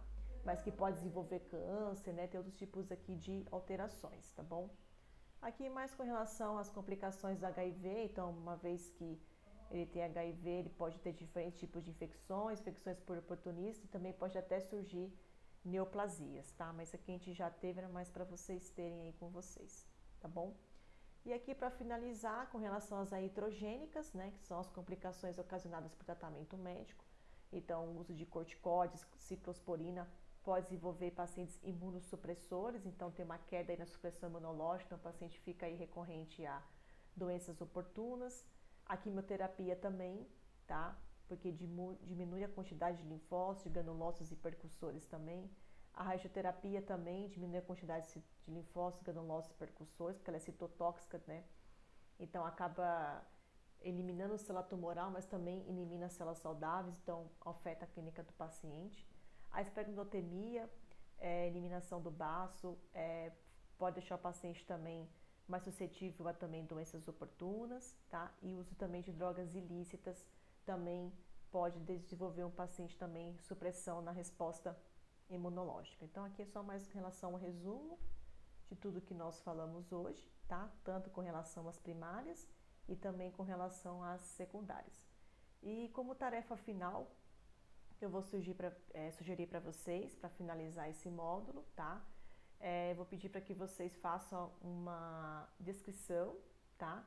Sobre quais as técnicas imunológicas que podem ser utilizadas no diagnóstico, tá? De cada doença que foi apresentada aqui no tema imunodeficiências primárias, apresentada na aula. Entregar até segunda-feira por e-mail e quem entregar eu vou acrescentar um ponto na média final. Então vamos supor que sua média final foi 7, se você entregou essa tarefa eu vou acrescentar mais um ponto na média final e você ficará com 8, tá bom? E o que seria essa tarefa? Deixa eu voltar aqui. É você pegar a aula da parte primária, então vamos colocar aqui a doença granulomatosa crônica.